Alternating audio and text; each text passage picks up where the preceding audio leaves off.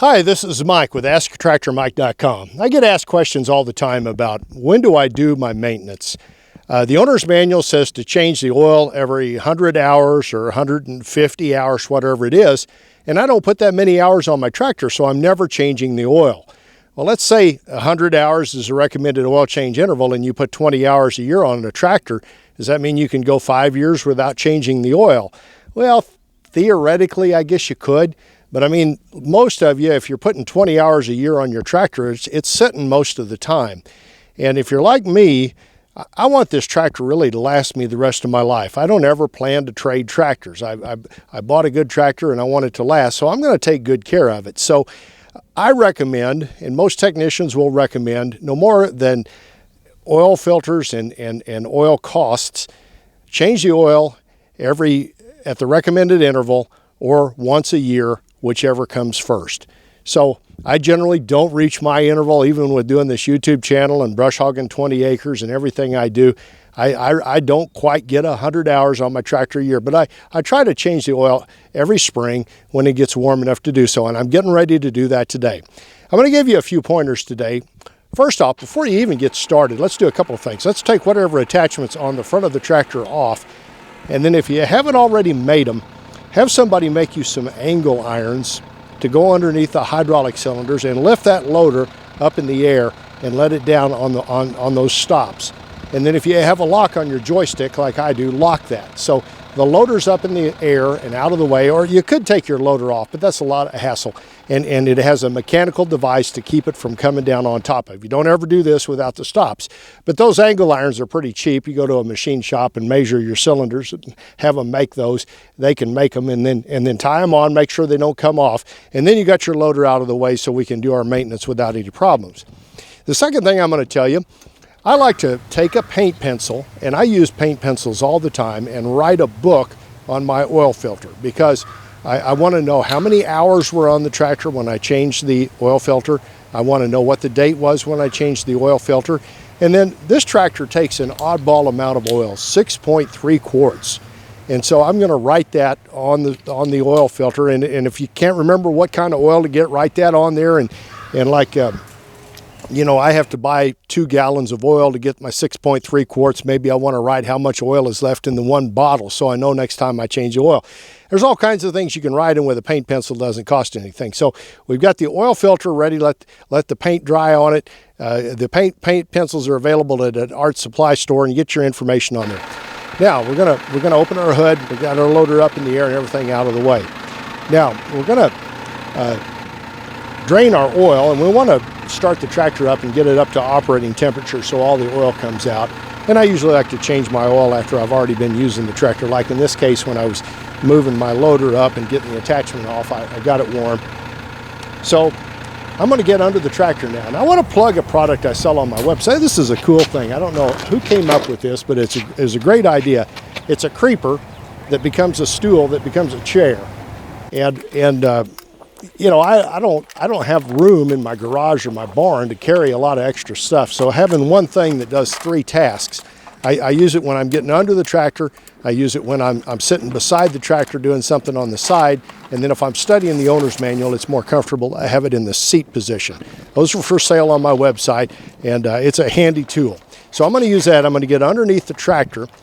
Now, one thing I want you to watch on a lot of these tractors, you have a drive shaft that goes through the center of the tractor, and it goes through the center of the oil pan. So you have 2 oil drain plugs.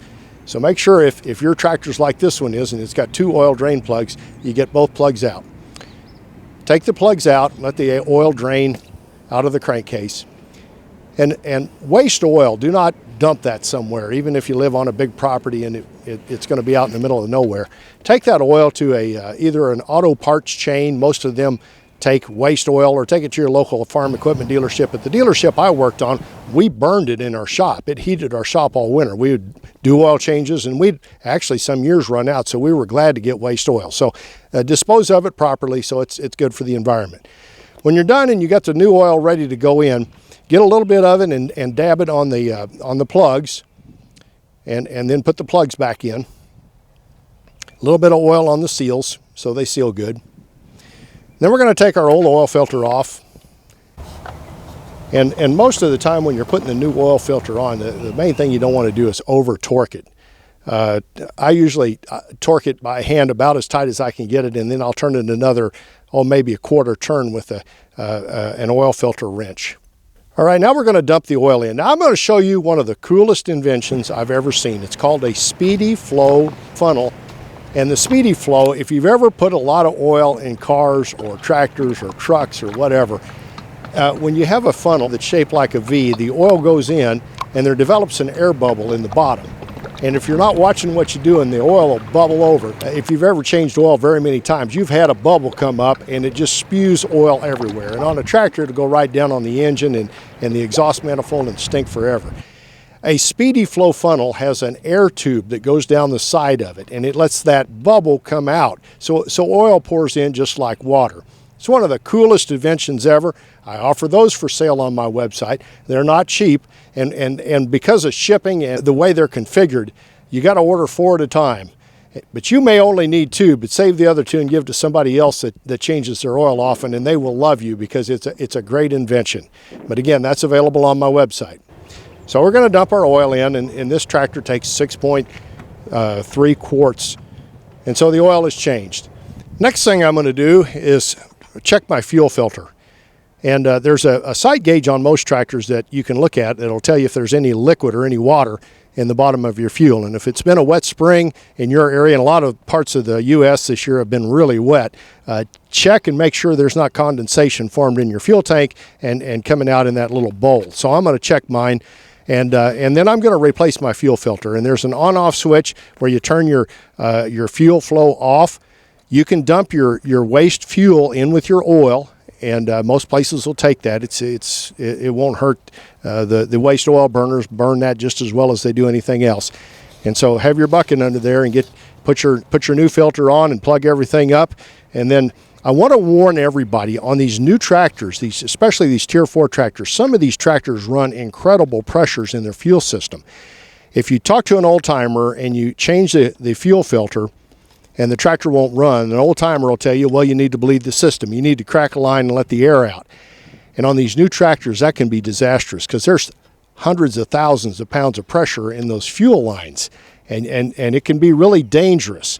So I'm telling you, if you change your fuel filter and your tractor won't start, especially on these newer tractors, go get the owner's manual and follow that to a T on how to get the tractor started. A lot of these tractors will self-bleed themselves and it'll start right up with no problem. But do not listen to an old timer that tells you to crack a line on these new tractors. On older tractors, you had to release the fuel lines and let the air out. When you had fuel coming out, you could tighten them back up and the thing would start. On these newer tractors, you don't want to do that. That scares me and it's dangerous, so don't do that. Now while we got the hood up, let's do some other things. Let's check our radiator. Here's a nifty little air compressor that I offer for sale on my website. I just bought one myself. It's a little 3-gallon portable electric air compressor. Works great for around a small farm. It's okay for blowing out the radiator with a radiator genie, but it really doesn't have quite the capacity to do that. It's only a 3-gallon air compressor, and it has to recharge every time you blast it out. It'll do a decent job if the radiator's not too clogged, but this radiator's pretty bad. I'm going to go get some water and blow it out with water. I'll cover my battery before I do that, and then I'm going to take a radiator genie and blast with water to try to get some of that sludge out of that radiator. To make sure it's clean and free of debris. Radiator Genie is a great product for either using air or water to get all that debris out of your radiator, and you want to keep that radiator clean all the time. While we're working on the radiator, and we've got our air compressor and our radiator Genie, pull that air filter out and make sure it's not got a lot of dirt in it. The lifeblood of your engine is clean air, and if that air filter is plugged, you got a problem. The rule I was always told on it, once you either tap all of the dirt out of it or blow it out with compressed air, if you can look at the sun and see sunlight through it, it's still okay. I would check my battery at this point. If your battery's got a garden growing on it, now it's time to clean it and put a coating of grease on top of it, and that'll keep that from reforming. I always try to keep my battery cables coated with grease, and it keeps that nasty stuff from forming on them. Okay, moving back in the tractor. It is not time on this particular tractor, will be next year, and I'll be doing the video then, to change the hydraulic oil and the hydraulic oil filter or the hydrostatic oil filter. A lot of people don't know that if you have a hydro drive tractor, you may have a hydrostatic filter that you don't even know about. A lot of people think that's a hydraulic filter, but they're two separate filters on some tractors. And the tractor I've got will fool you. It's got both. It's got a hydrostat filter that needs to be changed at 300 hours and a hydraulic filter that needs to be changed at 300 hours and all the oil out of the system. And I'm going to do that next year. That'll be a video sometime in 2020. But I do want to check the oil level on my hydraulics, and that's a dipstick in the back. If it's a sight plug, sometimes I've heard, I haven't ever tried this, if you paint the area around the outside of the sight plug white, it makes it easier to tell if there's any oil in there. Last thing today I'm going to do is grease everything. I'm using the Lube Shuttle grease gun, and I just love Lube Shuttle. It's a great way to apply grease. It's available on my website.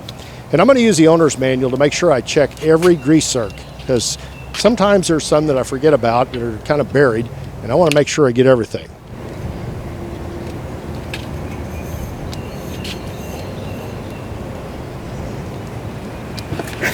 I'd like to tell you I love doing tractor service work, but I'd be lying. I don't know anybody that really loves it, but at least it's done, and tractor seems to be running good.